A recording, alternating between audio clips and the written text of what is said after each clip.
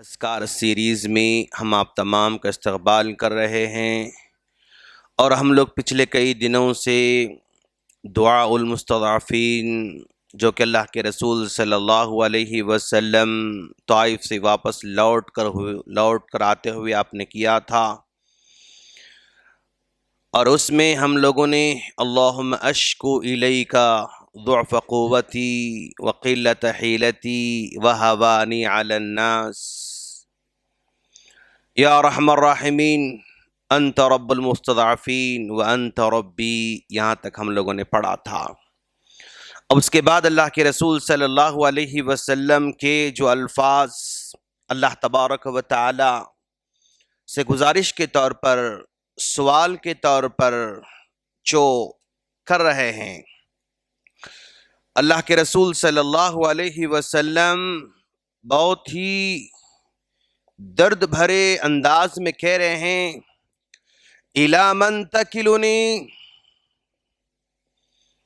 اللہ کے رسول صلی اللہ علیہ وسلم کا چہرہ مبارک آسمان کی طرف اٹھ رہا ہے، اور پھر اللہ تعالیٰ سے سوال کر رہا ہے الی من تکلنی، اے اللہ تو مجھے کس کے حوالے کر رہا ہے؟ یعنی پورے 10 سال کا سفر ہم دیکھ رہے ہیں، پھر اللہ کے رسول طائف والوں کی مدد لینا چاہتے ہیں، لیکن وہ پہلا سردار بھی ذلت کے ساتھ جواب دیتا ہے، دوسرا بھی ذلت کے ساتھ جواب دیتا ہے، تیسرا ڈپلومیٹک جواب دیتا ہے الی من تکلنی، تو مجھے کس کے حوالے کر رہا ہے؟ الی عدو یتجہمنی، اے اللہ الی عدو یتجہمنی، تو مجھے ایسے دشمن کے حوالے کر رہا ہے جو مجھے ہمیشہ یعنی یتجہمنی نفرت والی نظر سے مجھے دیکھتا ہے۔ میں یہاں گیا طائف میں، یہ تیرے حکم سے تھا، تو نے مجھے یہاں سے یہاں لے کر آیا، مکہ سے نکل کر طائف کو آنے کا یہ فیصلہ ہی تیرا تھا، اور تیرے فیصلے کے مطابق میں یہاں پر آیا۔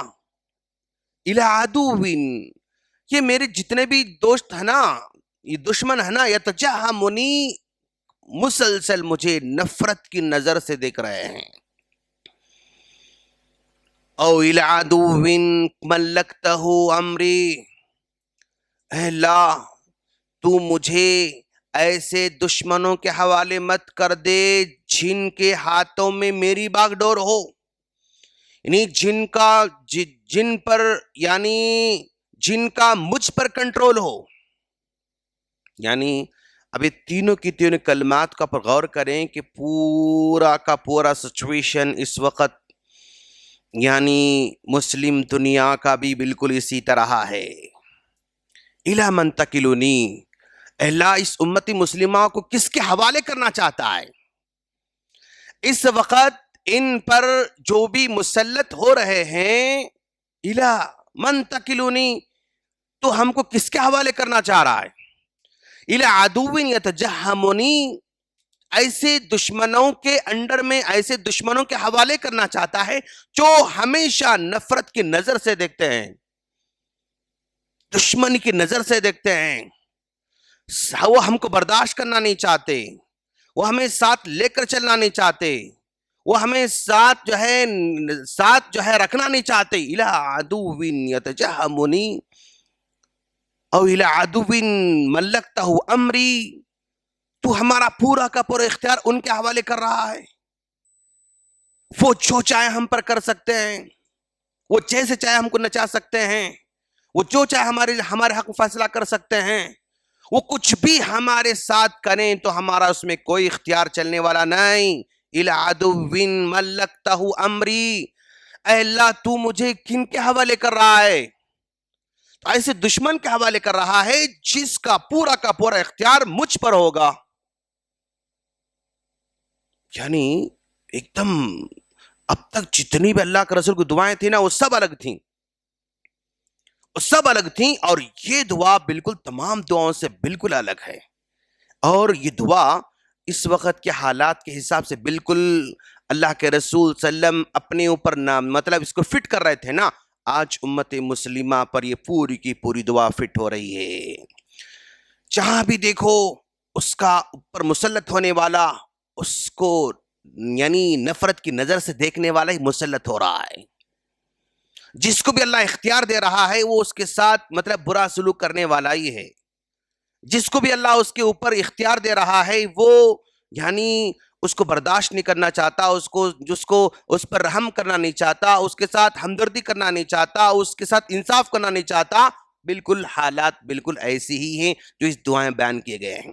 اور پھر بھی اللہ کے رسول صلی اللہ علیہ وسلم کہہ رہے ہیں وَلَكِنْ وَإِن لَّمْ يَكُنْ غَضَبُكَ عَلَيَّ فَلَا أُبَالِي. یہ جو حالات پیش آ رہے ہیں، مجھ پر دشمن مسلط ہو رہا ہے اور دشمن کا قابو مجھ پر ہو رہا ہے اور تو کس کس کے حوالے مجھے کر رہا ہے، فلاں فلاں فلاں، یہ سب ہو رہا ہے. وَلَكِنْ وَإِن لَّمْ يَكُنْ غَضَبُكَ عَلَيَّ، اگر یہ سب چیزیں جو مجھے حوالے کر رہا ان لوگوں کے، اگر تیرے غصے کی وجہ سے نہیں ہے، تو مجھ پر غصہ نہیں ہے، یہ بس یہ تیرا فیصلہ ہے، ان لم یکن غضبک علی فلا ابالی، تب تو مجھے کوئی پرواہ کی بات نہیں. اگر تو غصہ ہو کر مجھے اس طرح کے دشمنوں کے حوالے کر رہا ہے تو پھر یہ ڈینجر والی بات ہے. یعنی دو حالتیں ہیں.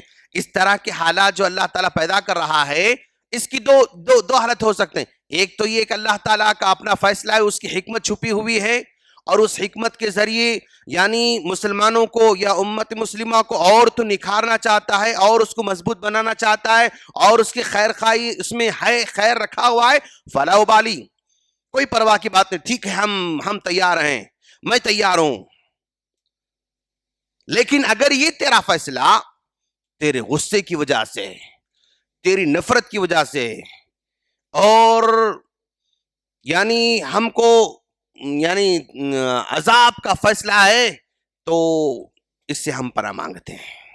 جو حالات اب فی الوقت ہیں اس کی دو وجوہات ہو سکتے ہیں کہ اللہ اس میں کچھ حکمت رکھا ہے اور اس کے ذریعے اللہ تعالیٰ اس کو ابھارنا چاہتا ہے.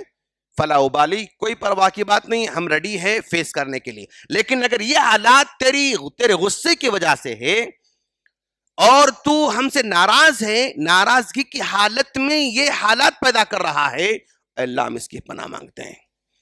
اور امید بھی اللہ کے رسول کریں وَلَكِنْ رَحْمَتُكَ أَوْسَعُ لِي، لیکن کچھ بھی ہو پھر بھی تیری رحمت مجھ پر غالب آنے والی ہے.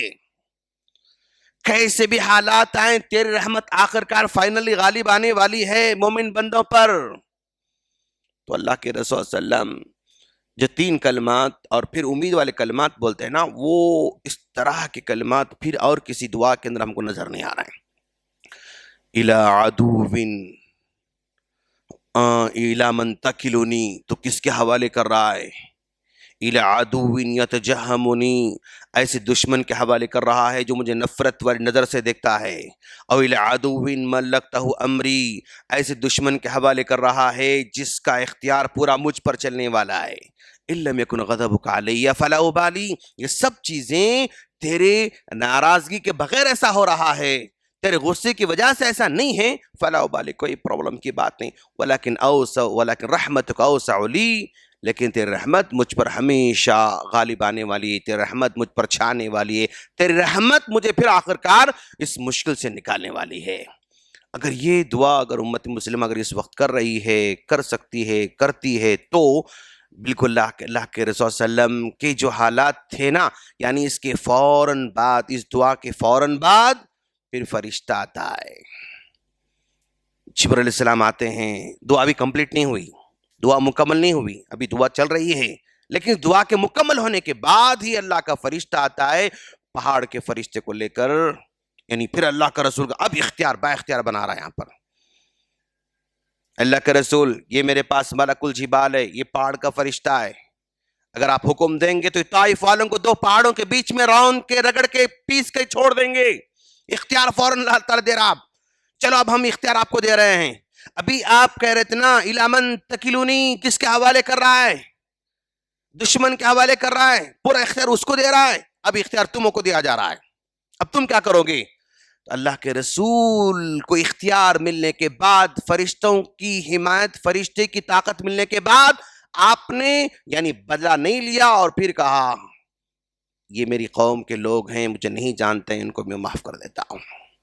یہ اگر آج ایمان نہیں لاتے ہیں تو کوئی بات نہیں، آگے ان کے بچے ایمان لے کر آئیں گے۔ تو اللہ کے رسول نے اپنے دیے گئے اختیار کو بھرپور یعنی صحیح استعمال آپ نے کیا، غلط استعمال نہیں کیا۔ چاہے تو کر سکتے تھے لیکن آپ نے ویسا نہیں کیا۔ اور اس کے بعد پھر اللہ کے رسول مدینے کو آتے ہیں، مدینے کو آنے کے بعد پھر یہی سردار اللہ کے رسول کے پاس عاجز بن کر انکساری کی حالت میں آتے ہیں اور کہتے ہیں کہ اللہ کے رسول ہم آپ پر ایمان لانا چاہتے ہیں۔ جس دشمن کو اللہ کے رسول صلی اللہ علیہ وسلم پر مسلط کیا تھا، ایک وقت آنے کے بعد وہی دشمن اللہ کے رسول کے پاس آ کر کلمہ پڑھنا چاہتا ہے۔ اور پھر اللہ کے رسول آپ چاہتے تو یاد دلا سکتے تھے، دیکھو میں نے تم سے دعوت دی تھی، تم نے یہ جواب دیا تھا، میں نے کہا تھا تم نے یہ جواب دیا تھا، میں نے کہا تھا تم نے یہ جواب دیا تھا، اتنا ہی نہیں بلکہ تم نے فلاں فلاں فلاں کام کیا تھا، یہ سب یاد دلا سکتے تھے اللہ کے رسول، لیکن آپ نے کچھ یاد نہیں دلایا، پر کہا ٹھیک ہے۔ یعنی حالات علم یکن غضبک علی، اگر یہ فیصلہ تیرا غصے کی وجہ سے نہیں ہے نا تو مجھے کوئی پرواہ کی بات نہیں، تو اللہ تعالیٰ کا یہ فیصلہ غصے کی وجہ سے نہیں تھا، اس لیے حالات ایسے پلٹا دیا کہ پورا طائف کے وہ سردار اللہ کے رسول کے پاس آ کے بالکل عاجزی کی حالت میں وہ یعنی اسلام قبول کرنے کے لیے سر تسلیم خم کرنے وہاں پر حاضر ہو رہے ہیں۔ خلاصہ کلام یہ ہے کہ یہ دعا اللہ کے رسول صلی اللہ علیہ وسلم کی تمام دعاؤں سے بالکل الگ ہے انشاءاللہ۔ اور پھر کلمات آگے ہم آگے بڑھیں گے انشاءاللہ۔